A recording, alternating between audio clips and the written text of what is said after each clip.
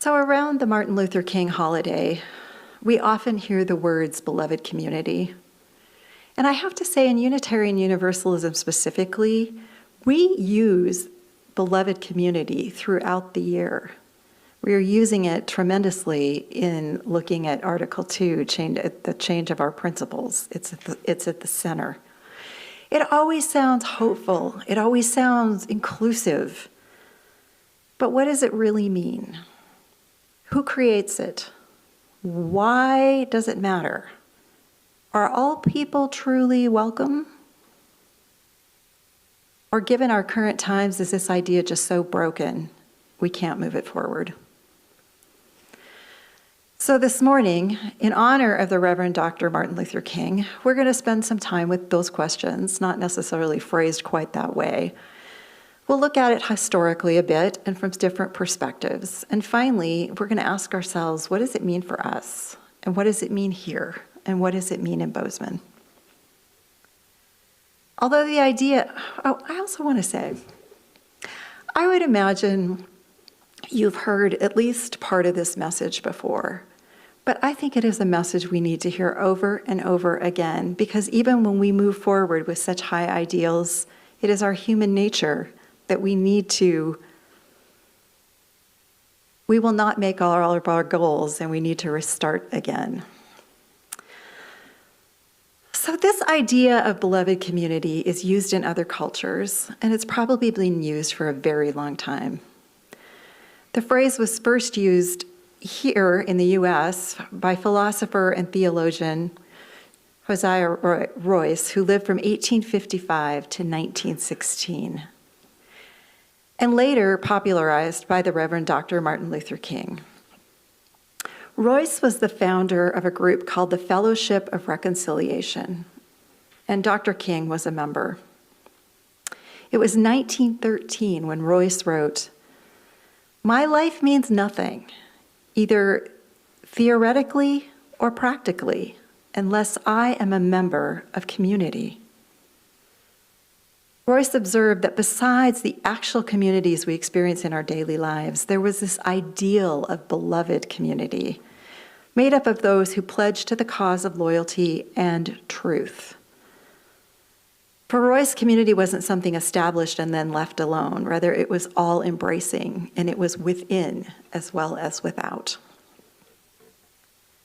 And in Christian concepts, because King and Royce were both Christian, King saw beloved community not as this utopian goal that can be confused with this heavenly image of the return of the Messiah. Rather, it was realistic, it was achievable, it was right here. It was an existence that was created by a mass of people who were trained in the philosophy and methods of nonviolence and committed to using them. And King's version, it was a global vision in which all people would share the resources of the earth. And I think we would say share and not exploit the resources of the earth. To quote King, it would be a place where poverty, hunger, and homelessness will not be tolerated because international standards of human decency would not allow it. Racism and all forms of discrimination and bigotry and prejudice will be replaced by an all-inclusive spirit of sisterhood and brotherhood, unquote. He went on to say beloved community would try to solve international disputes. There would be a reconciliation process. There would be conflict resolution instead of military power deciding what would happen. Love and trust over fear and hatred. There are 5 defining characteristics of the beloved community. Let me just say, I'm pausing because I have so many notes written down the side here. It's like, which ones am I going to, and which ones am I not? But let's start with the 5 defining characteristics of the beloved community, which is summarized by Freeman Wickland. And I don't mean the animal activist. I mean the director of the Boundless Love Project. And if anybody can tell me about the animal activist after the service, I really want to know, because he's from Bozeman. So, Freeman Wickland has this Boundless Love project that gives us kind of day-to-day ideas about how to live this out. So I think he's put it in real practical terms. But these are King's characteristics. Given our shared desire to be peaceful, happy, and safe, the beloved community describes a practical, realistic, and achievable society.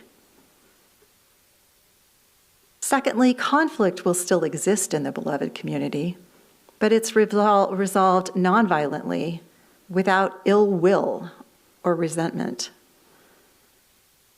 Third, in beloved community, we recognize the independent nature of all life. So we appreciate and recognize the inherent worth of all people and ecosystems.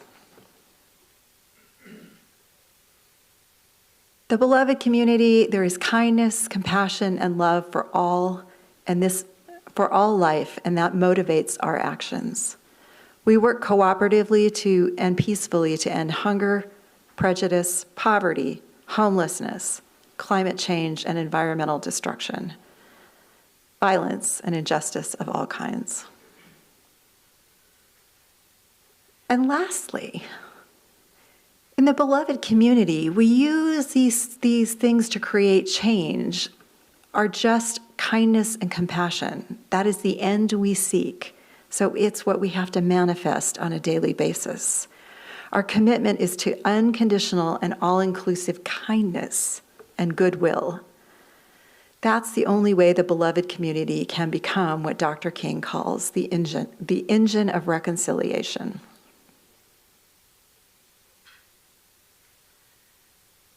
So I think about that being how we are with one another and how we are in this community and how we are in our town is the microcosm of what we want to be on a global level. And in many ways, there's only so many things we can control.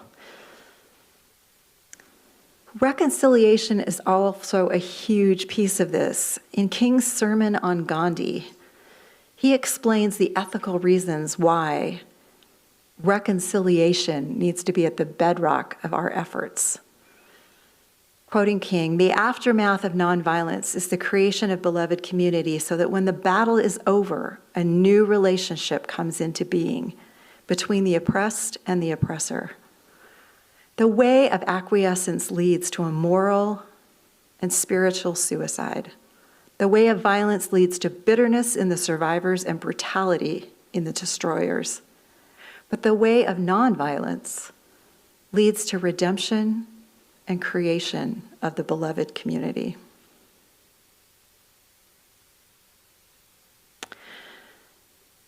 I know that probably only a third of the people in this room were here last summer at Bozeman Pond when Jelani Mahari spoke to us. Jelani is an African-American man in our community, teaches at MSU. And he talked about the day that the Pride Stroll was happening, and there was a group that came in, and they're black, and their handkerchiefs over their faces. I can't say they were white supremacists, but they did sort of look like they could be.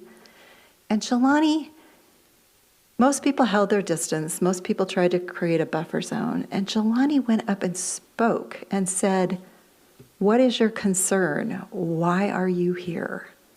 And a conversation ensued. That was one person's way of attempting to create beloved community. So what actions do we in this room need to take? When we understand the way King did, that beloved community is the end goal of all of our efforts, of all of our campaigns, we can better plan and implement.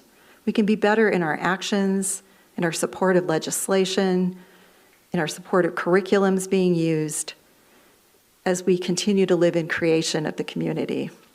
And we treat all with courtesy, compassion, and kindness. And that, I am going to add, that doesn't mean not setting limits Setting limits can be a very kind and compassionate thing when someone's behavior is hurtful and you say, I will not be a part of that.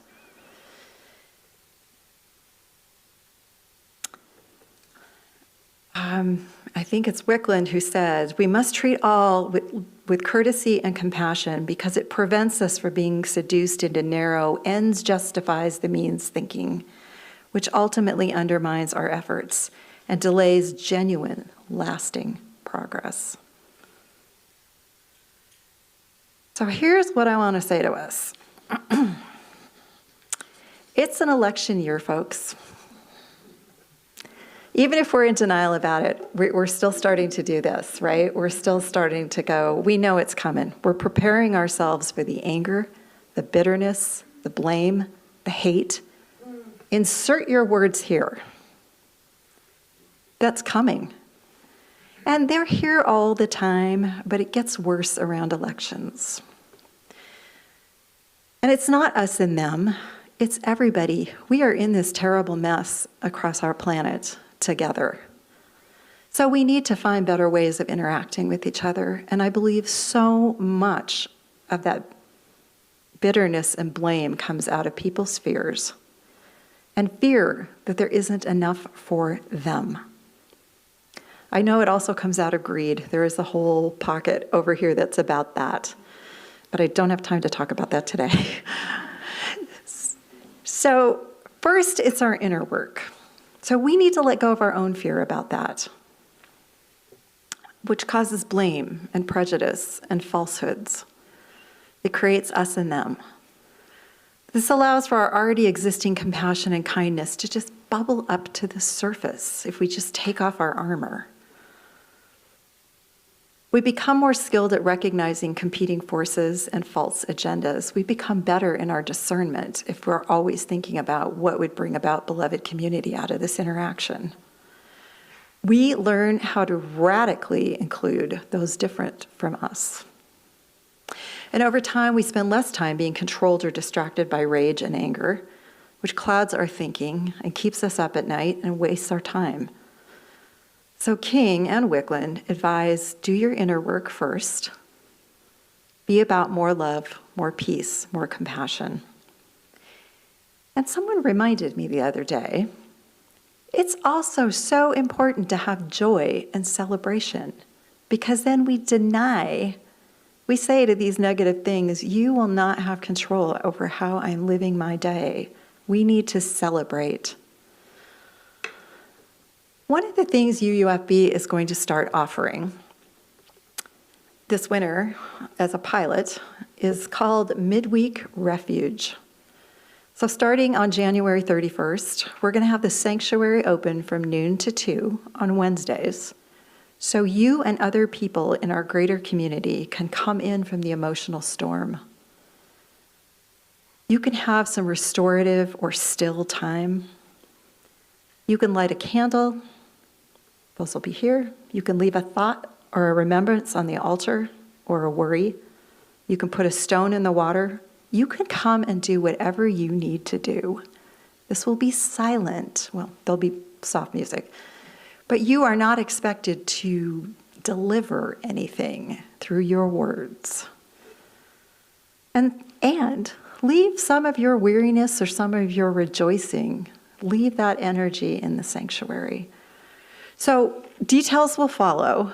We're still doing a little more planning this week. And it's our hope to invite people from our community to start through Interfaith Society and then move out so that we can be with others in our Bozeman community who are feeling that same load that we are. There are other ways to stretch your thinking about peace and beloved community. I'm offering 2 very short workshops on Israel and Gaza, which are it's the same workshop offered at 2 times, for you to just talk about how you're feeling about this and what are next steps. There will be some more historical curriculum later, but that will be in February. And it's an election year, as we all know. So we need to learn to be more effective. And I'm thinking about those young folks who managed to elect a mayor this past year. Maybe we need to have a couple of them come and talk about how they did their political work with grace, focusing on the positive and not digressing into criticism and hatefulness.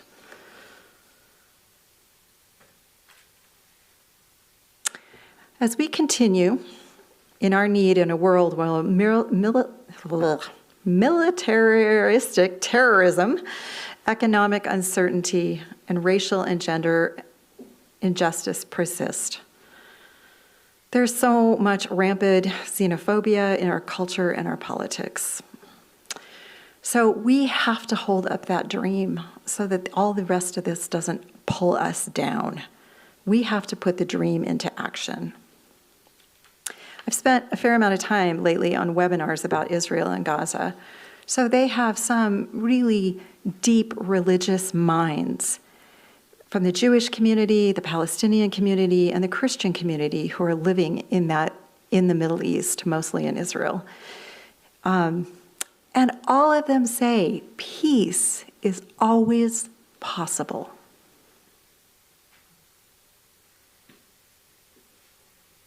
We best fight these things, as we heard in our chalice lighting, by working with others. Our UUism and our current 7 principles and the new one and the proposed ones are calling us to heal and free us ourselves and our society. And it's the church that is the structure, the bones to do the work.